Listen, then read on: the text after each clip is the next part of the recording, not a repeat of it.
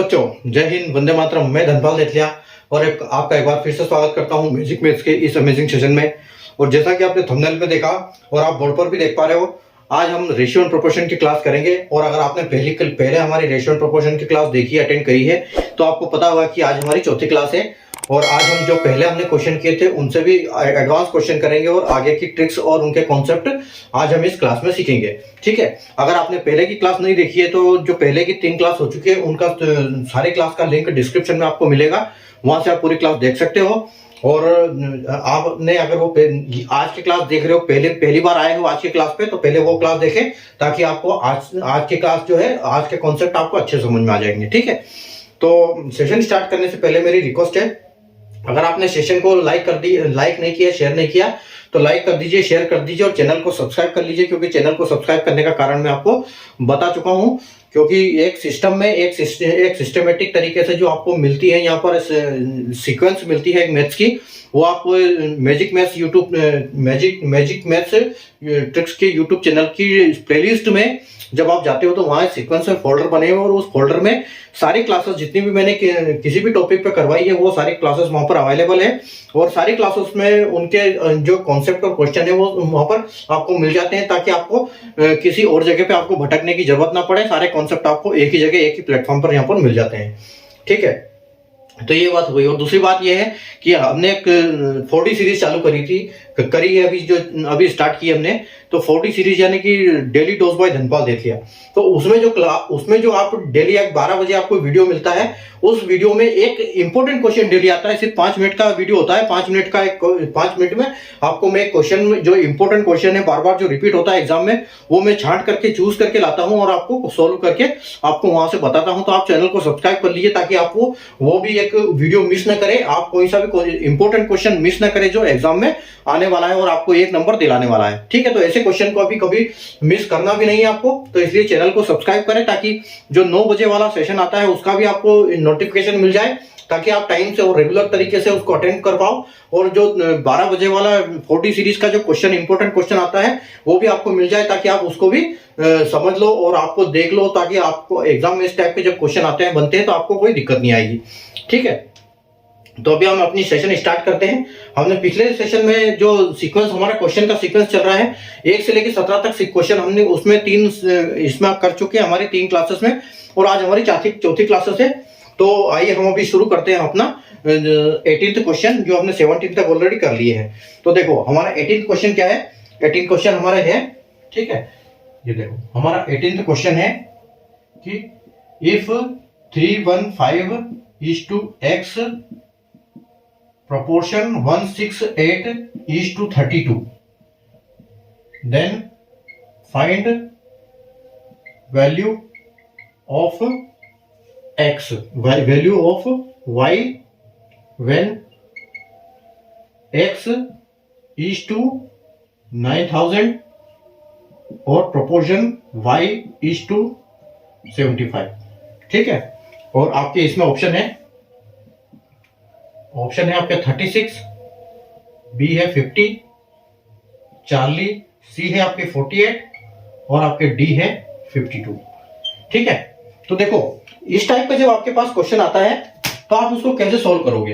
Question difficult है, normal तरीके से अगर करने जाओगे तो आपको बहुत टाइम खा जाएगा, लेकिन मैं आपको दोनों कॉन्सेप्ट समझाऊंगा, आप नॉर्मल तरीके से भी कैसे करेंगे इसको, और इसको आप हाई लेवल से भी कैसे कर पाए। ठीक है, तो हमको y की वैल्यू यहाँ फाइंड करनी है। ठीक है, पहले इसको फाइंड करना है हमको। अभी आपको पता है यहाँ पर ये एक क्वेश्चन में 2 क्वेश्चन दिए हुए हैं, ठीक है, और एक इंपॉर्टेंट क्वेश्चन है। ऐसा क्वेश्चन एग्जाम में कई बार आ चुका है, इसीलिए मैं एक क्वेश्चन बना के आपके लिए लाया हूं इसको। तो इसको हम जब सोल्व करेंगे तो क्या करेंगे, मैं आपको इसकी ट्रिकी शॉर्ट बताऊंगा कि पहले आपको मैं इसका लॉजिक बताता हूं कि इसका कैसे, इसको अगर नॉर्मल तरीके से करना है तो कैसे करेंगे।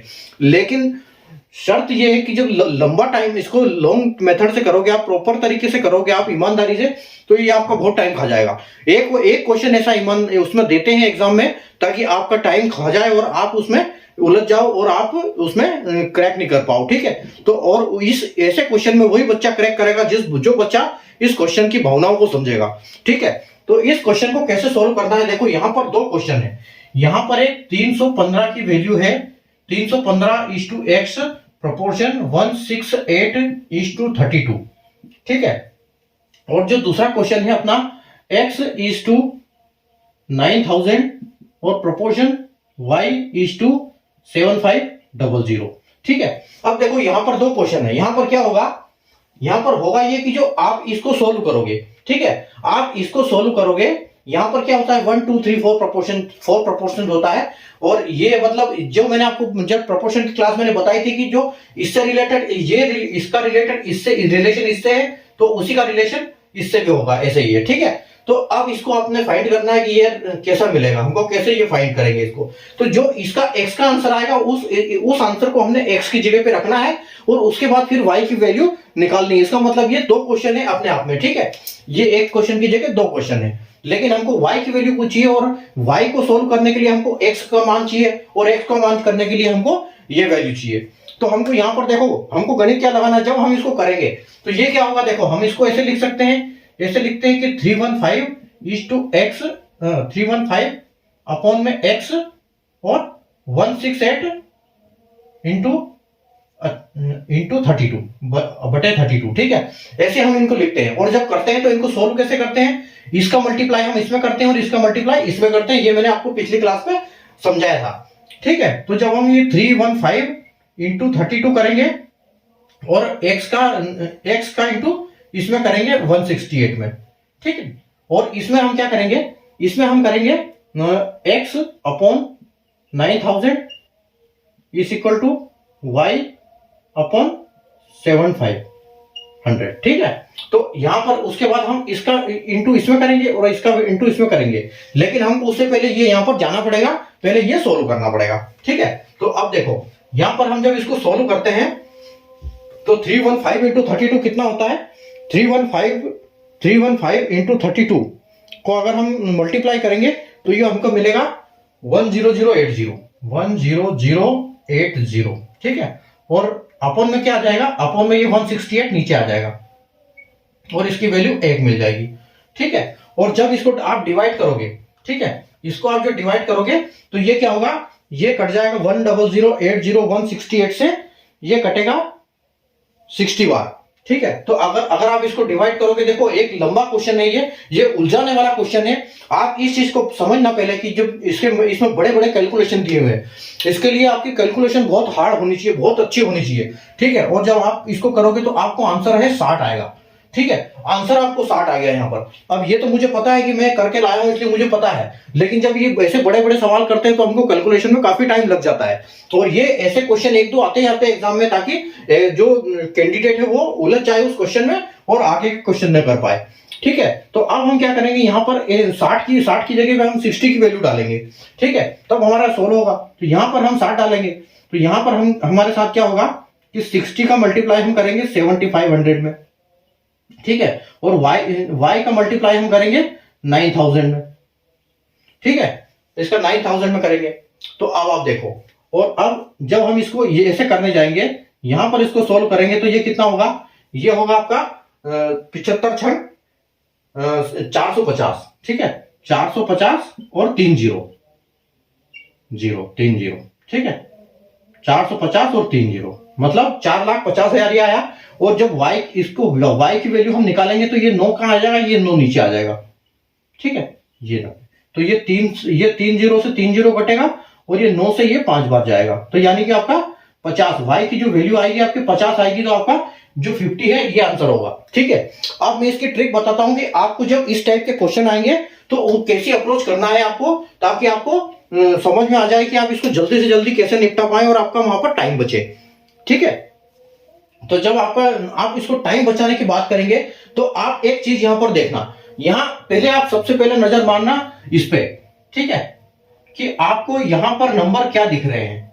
यहां पर यूनिट डिजिट पे आपको नंबर क्या दिख रहे हैं, हम इसको सोल्व करेंगे यूनिट डिजिट से, ठीक है। यूनिट डिजिट मैंने आपको फर्स्ट में सबसे पहला चैप्टर था यूनिट डिजिट, वो मैंने पढ़ाया था यूनिट डिजिट यानी कि इकाई अंक, ठीक है।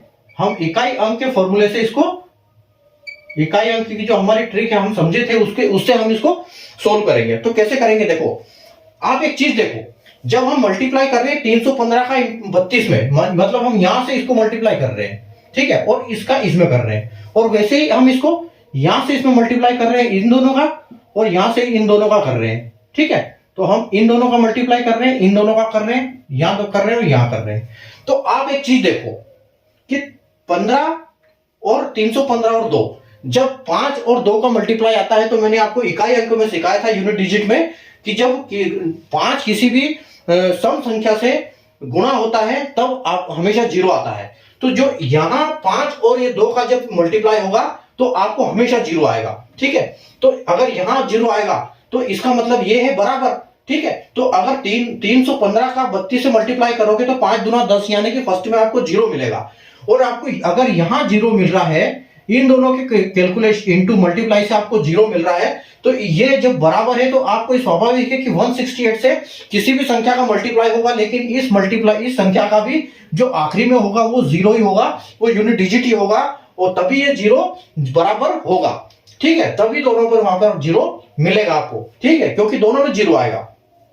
अब दोनों में 0 आ गया, इसका मतलब हमको पता चल गया कि x में जो भी कोई भी नंबर आएगा, लेकिन वहां पर यूनिट डिजिट की जगह पे 0 आएगा, एक शून्य आएगा। तो हम यहां से सोल्व करने की जरूरत नहीं, हम इसको तुरंत देखेंगे कि अगर 5 से 2 का मल्टीप्लाई हो रहा है और हमको 0 आ रहा है, तो यहां पर x की जगह पे भी 0 आएगा, और अगर x की जगह पे 0 आएगा, और यहां तो देखो पूरे 0 है, यहां भी 0 है, यहां भी 0 है, यहां भी 0 है। ठीक है, तो हमारा आंसर ऐसा ही आएगा जिसमें लास्ट में 0 होगा। और लास्ट में अगर आप ऑप्शन में देखोगे तो कि इसको छोड़ के किसी भी संख्या में 0 नहीं है, तो हमारी 0 वाली संख्या को आप टक से टक करो और आगे बढ़ जाओ अगले नंबर पर। ठीक है, मात्र 10 सेकंड में अगर आपने लॉजिक लगा दिया, दिमाग लगा दिया यहां पर कि यूनिट डिजिट के हिसाब से हम इसको 0 के हिसाब से सेट कर देंगे, क्योंकि जब कोई क्वेश्चन ऐसा आएगा तो आपको ऑप्शन उसी हिसाब से मिलेंगे, क्योंकि उनको पता है कि जो सही अप्रोच लगाएगा वो तो इसी से पकड़ पाएगा। नहीं तो अगर 1 और 0 नहीं लगाएंगे, क्योंकि वहां कंफ्यूजन का सवाल पैदा होता है, तो वो गलत चीज है। क्योंकि क्वेश्चन ऐसे ही आते हैं कि जब मानव का दिमाग है, मतलब मानवीय दिमाग जो सोल्व कर पाए उसी हिसाब से आता है, क्योंकि क्वेश्चन जो सोल्व करने आएगा कोई रोबोट नहीं आएगा, इंसान ही आएगा।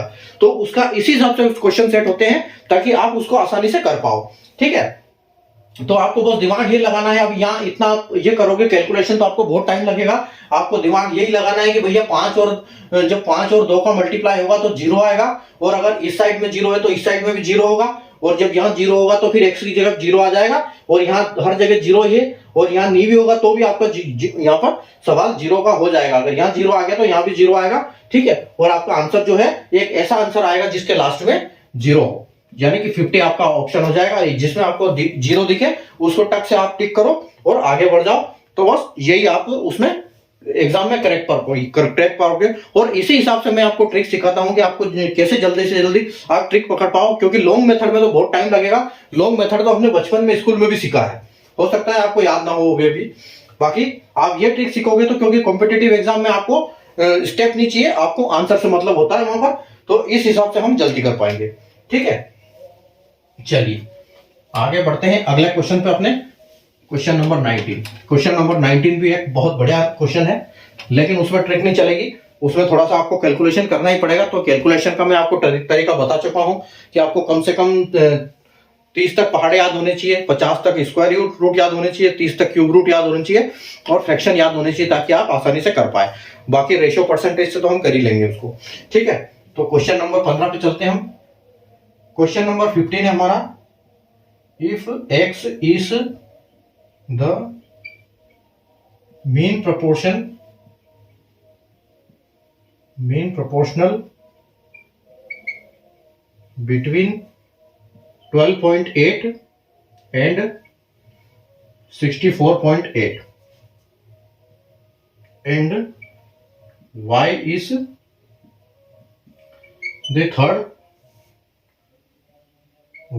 the third proportional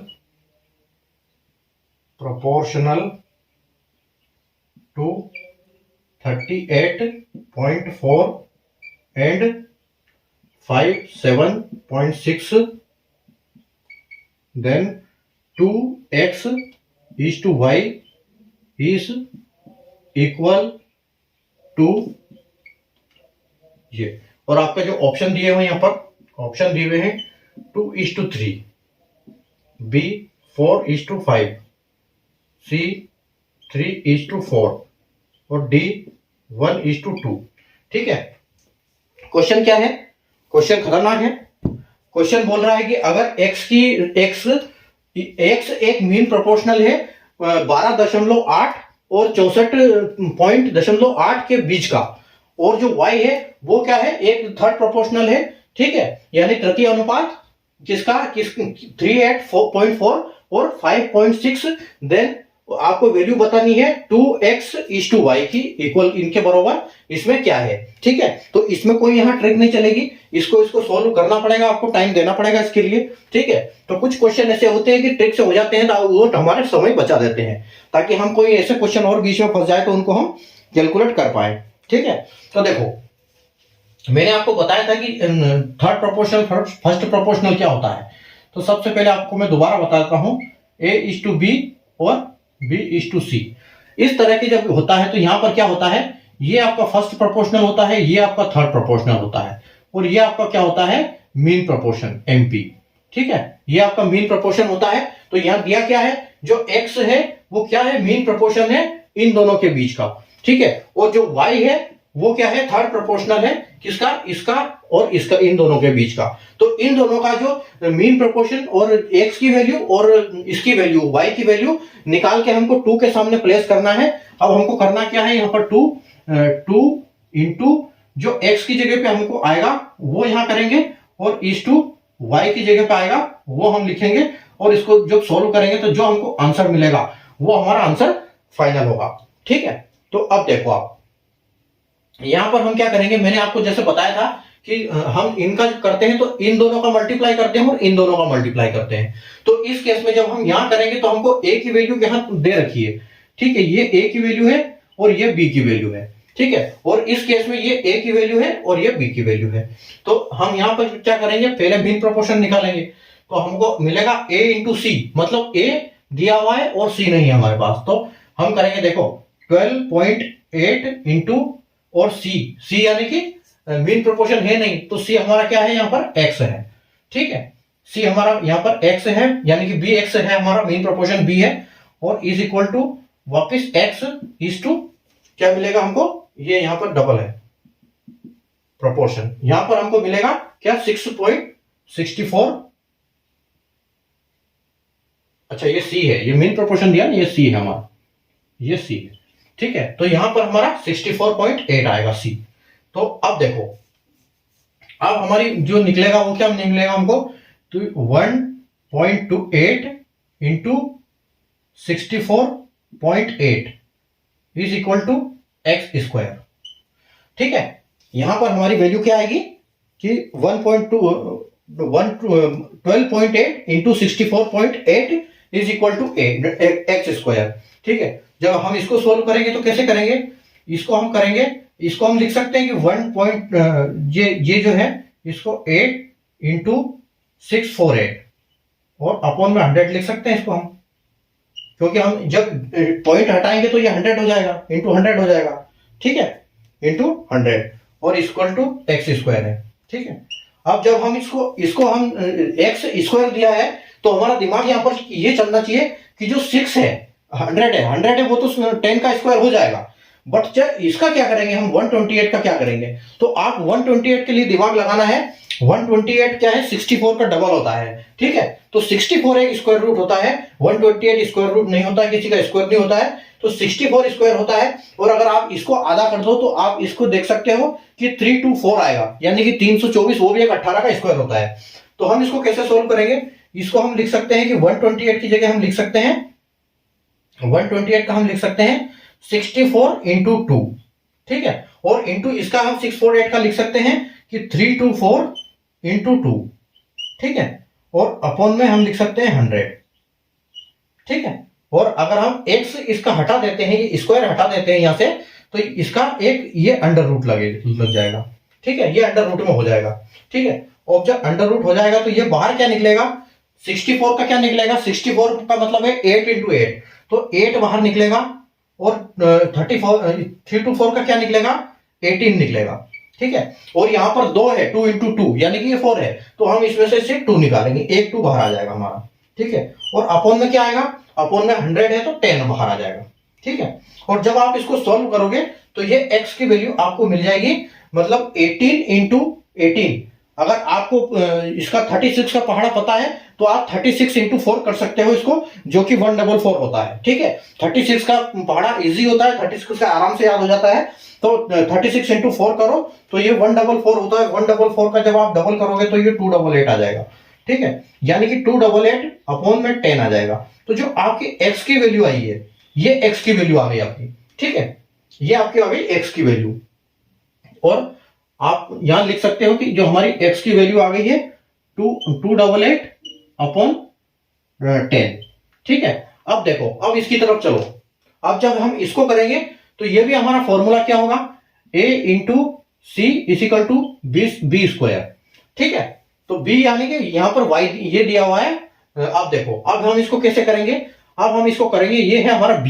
ठीक है, तो यहां पर हम इसको जब सोल्व करेंगे तो हमको दिया है 38, a की जगह पे 384 दिया हुआ है।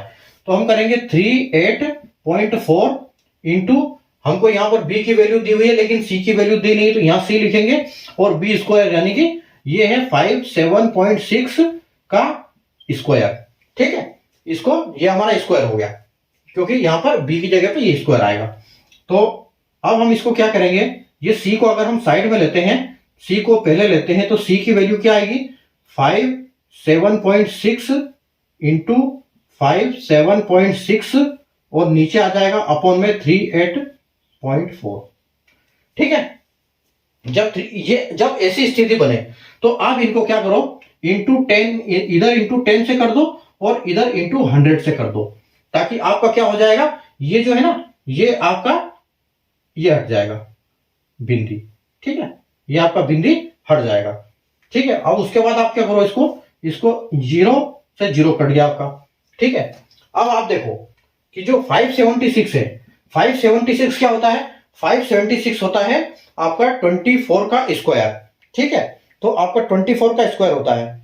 या फिर आप इसको एक चीज और कर सकते हो, यहां पर आप एक चीज कर सकते हो, ये 192 से कट सकता है, क्योंकि जो 192 की वैल्यू होती है, आप देखो 192 इंटू 2 अगर करेंगे हम तो हमको मिलेगा 384, और 192 3 इंटू 3 करेंगे तो हमको ये 576 मिलेगा। ठीक है, तो यहां इसके कटने की संभावना है, तो यहां इसको पहले काट दो ताकि हमारी वैल्यू छोटी हो जाए। तो यहां हम इसको 3 बार काटेंगे, 2 बार काटेंगे इसमें 192 से, और हम यहां पर इसको 3 बार काटेंगे। ठीक है, और जो 576 है इसको भी हम इस 2 से इसको काट सकते हैं। ठीक है, तो ये कितने बार जाएगा, 2 से ये जाएगा 2 दूनी 4, और एक कैरी हो जाएगा 2 8 16, और फिर एक कैरी हो जाएगा 2 8 16, यानी कि 288 आ गया। ठीक है, 288 आ गया हमको। अब देखो, तो हमारी जो c की वैल्यू क्या आ गई, 3 इंटू 288 अपॉन 10। ठीक है, तो आप यहां देखो, यहां 288 इंटू अपॉन में 10 भी है, लेकिन यहाँ 3 इंटू है और यहां पर ये है, तो हम यहां इसको कर सकते हैं। ठीक है, हम इसको रेशियो में बोल सकते हैं कि ये हमारी x की वैल्यू है, ये x की वैल्यू आ गई, और हमारी जो y की वैल्यू आ गई वो क्या आ गई है, ये 288 इंटू 3 अपॉन में 100 अपॉन में 10। ठीक है, अब देखो, अब आपको x की वैल्यू मिल गई और y की वैल्यू मिल गई, तो आप इसको 288 इसको काट सकते हो, ये 288 बाई 10, 288 10 कट गया, यानी कि ये एक बार गया और ये क्या हो गया, 3 बार हो गया, इंटू 3 है वो। ठीक है, तो आप इसको बोल सकते हो कि जो हमारी a और b की वैल्यू आई है, x इज टू y की वैल्यू आई है, वो आई है हमारी 1:3। अब ये वैल्यू आप यहाँ पे पुट कर सकते हो कि x की जगह पे 1 और y की जगह पे 3। ठीक है, तो अब जब इसको सोल्व करोगे आप, तो आपको मिलेगा 2 इंटू 2 और इज टू 3, यानी कि x की वैल्यू आपको ये मिल गई, और यहाँ पर जब आपने इसको सोल्व किया, जो ये वाला इक्वेशन था, तो इसको सोल्व किया तो आपको 2:3 मिला। तो 2:3 यानी कि आपका जो ऑप्शन नंबर जो 1 है वो एकदम करेक्ट आंसर है, और इस हिसाब से आपका 2:3 आंसर आएगा। ठीक है, तो इसको हम ऐसे सोल्व करना पड़ेगा हमको। ठीक है, जब भी पॉइंट की सिचुएशन आती है तो उसको 100 से डिवाइड करो और उसको सीधे कर दो, लेकिन ये ध्यान रखना है कि आखिरी में दशमलव के बाद संख्याएं कितनी है, उसी हिसाब से आपको 10 या 100 लगाना पड़ेगा, ताकि आपका काम हो जाए वहां पर आसानी से। और जब ऐसी स्थिति बने तो काटा पीटी पहले करो, ताकि काटा पीटी से क्या होती है, संख्याएं छोटी हो जाती है, कैलकुलेशन बहुत आसान हो जाते हैं। जब आप काटा पीटी स्टार्ट करोगे तो आपकी मैथ्स बहुत अच्छी हो जाएगी। ठीक है, और आपको कैलकुलेशन तो आना ही चाहिए उस केस में। चलिए, आगे बढ़े। उम्मीद है आपको क्वेश्चन समझ में आया होगा। अगर नहीं आया तो आप दोबारा देख लीजिएगा, क्योंकि यूट्यूब पे अवेलेबल रहेगा ये क्वेश्चन, कहीं नहीं जाएगा भाग के। ठीक है,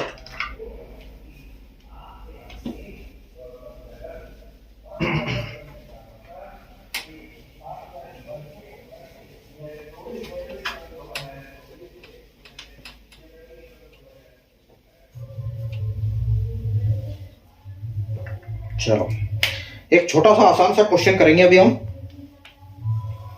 क्वेश्चन नंबर है 20। क्वेश्चन नंबर 20 में क्या आएगा, देखो क्वेश्चन नंबर 20 बोल रहा है कि A:3 अगर है इज इक्वल टू B:5 है, तो देन A:B हमारा क्या होगा। ठीक है, बहुत आसान सा क्वेश्चन है, थोड़ा सा दिमाग लगाने वाली बात है इसमें। और आपके ऑप्शन है 5:3 और B का 3:5 और C 6:7 और D 6:5।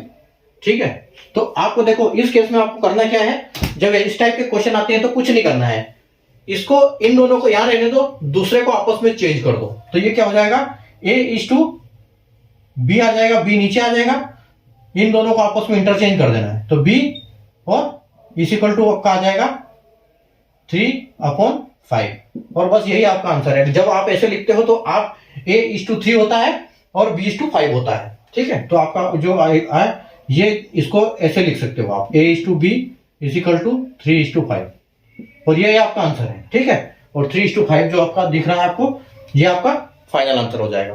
और इतना सा इसमें कुछ नहीं है, बस ये छोटा सा क्वेश्चन था। अगला क्वेश्चन करें हम।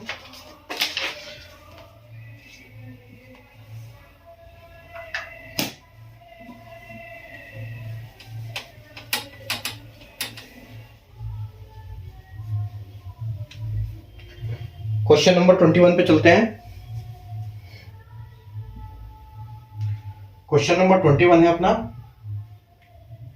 कि 3x is equal to 4y is equal to 5z, then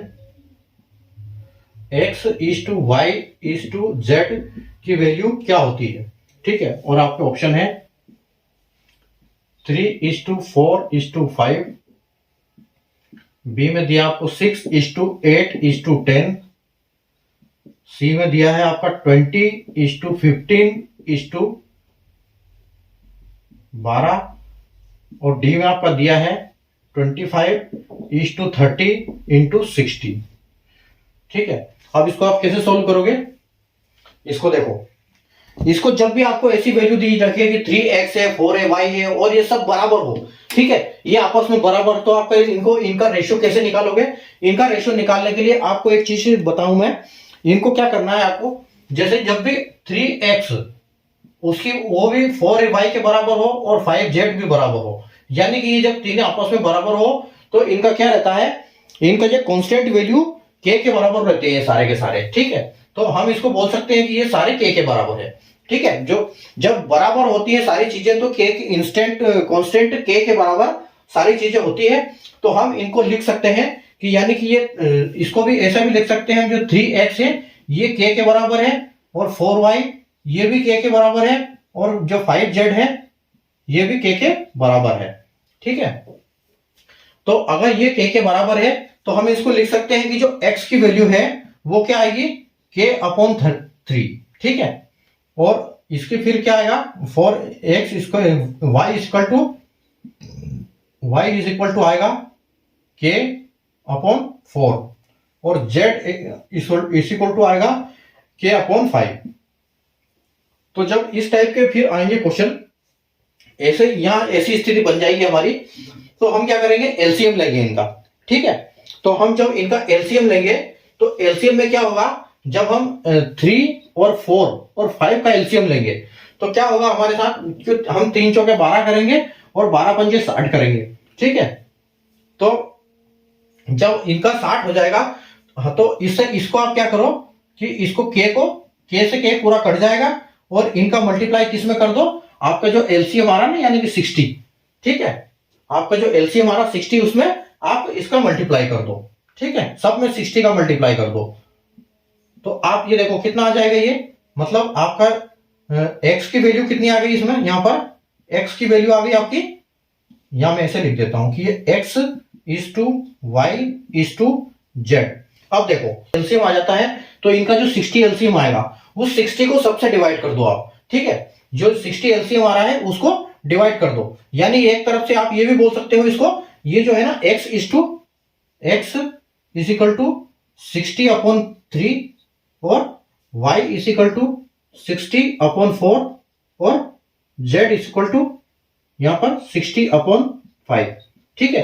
LCM लेके वो संख्या ऊपर जब ये k के बराबर है, यानी कि हमारी k की वैल्यू क्या आ गई, यहाँ पर 60 है, ठीक है, k की वैल्यू जो हमारी 60 आ जाएगी और हमको इसको सबसे डिवाइड करना है इसको, तो ये क्या आ जाएगा आपको यहाँ पर x की वैल्यू आ जाएगी, x की वैल्यू है कि हम ऐसे लिख सकते हैं इनको, मैं इधर लिख देता हूं, या हमारी x is to Y is to Z, तो यहां पर क्या आ जाएगा, 60 को जब 3 से आप भाग करोगे तो आपको 20 मिलेगा, ठीक है। उसके बाद आपको मिलेगा यहां पर 60 का 4 से करोगे तो आपको 15 मिलेगा, और जेड 60 को 5 से करोगे तो आपको 12 मिलेगा, ठीक है। यानी कि जो आपकी x इज टू जेड की वैल्यू है 20:15 इंटू 12, ठीक है। तो आपका आंसर कौन सा होगा, ऑप्शन नंबर सी, ये आपका आंसर करेक्ट हो जाएगा, ठीक है। तो इस टाइप के जब एक सारी चीजें मिले कि 3x 4y 5z जब मिले और पूछे कि x is to Y is to Z, तो क्या है, हमको करना क्या है, क्योंकि सारी वैल्यू जो है बराबर है, तो जो कांस्टेंट वैल्यू है उसके लिए हम लिख सकते हैं कि k, यानी कि ये k के बराबर है, तो जब एक k के बराबर है यानी कि सारी 3x भी k के बराबर है, 4y भी k के बराबर है और 5z भी k के बराबर है, ये z है, इसको 2 मत समझना, ठीक है, ये z है, तो z भी k के बराबर है, तो x की वैल्यू हम लिख सकते हैं कि k/3 और y की वैल्यू लिख सकते हैं k/40 और z की वैल्यू लिख सकते हैं k/5, और जब हम इनका एलसीएम लेंगे तो एलसीएम 60 आएगा, तो हमको पता चल जाएगा कि जो इंस्टेंट हमारी k की वैल्यू है वो है क्या है, 60 है, तो हम k की जगह पे 60 रख के हम इनको सीधे डिवाइड कर देंगे, तो हमारा उससे आंसर क्या है, हमारा रेशियो मिल जाएगा, और इसी तरह से हम अपनी उसको वैल्यू पुट करेंगे और हमारा फाइनल आंसर हो जाएगा। तो उम्मीद है आपको आज का सेशन मजे आए होंगे, समझ में आए होंगे, अच्छे क्वेश्चन किए थे हमने आज एडवांस, कल की क्लास में और हम एडवांस क्वेश्चन करेंगे और अच्छे क्वेश्चन करेंगे, रेशियो एंड प्रोपोर्शन की क्लास कंटिन्यू रखेंगे, ठीक है। तो आप सेशन को अगर लाइक नहीं किया, शेयर नहीं किया, तो लाइक कर दीजिए, शेयर कर दीजिए, ठीक है। और इंस्टेंट पीडीएफ नोट अगर आपको चाहिए तो स्क्रीन पे मेरा नंबर चल रहा है, वहां से आप मुझसे मंगवा सकते हो, व्हाट्सएप पे आप मुझे मैसेज सेंड कर दो, आपको मिल जाएगा, और आप जैसे मैसेज सेंड करोगे तो आपको लिंक एक ऑटोमेटिक आपका पास जो चैनल का लिंक पहुंच जाएगा, वहां से आप चैनल को सब्सक्राइब भी कर सकते हो, देख भी सकते हो, बाकी जब खोलोगे तभी तो नंबर दिखेगा, वहां से कर ही लोगे, ठीक है। तो ये चीज है, बाकी वापस हम कल मिलेंगे रात को 9 बजे, अगला क्वेश्चन, अगले इससे अच्छे एडवांस क्वेश्चन करेंगे, तब तक आप इन क्वेश्चनों को पढ़ते रहिए, और अगर आपने इनसे पहली 3 क्लास को नहीं देखी है तो डिस्क्रिप्शन में जाइए, लिंक मैंने वहां पर दिया हुआ है, वहां आपको सारी क्लास मिल जाएगी, ठीक है। तो वहां से आप सारी क्लास पढ़ सकते हो, तो चैनल को सब्सक्राइब करके रखो ताकि कल की क्लास का आपको नोटिफिकेशन मिले और टाइम पे आप ज्वाइन कर पाओ, प्रीमियर में देख पाओ, ठीक है। तब तक आप पढ़ाई करते रहिए, मेहनत करते रहिए, take care, good night, bye.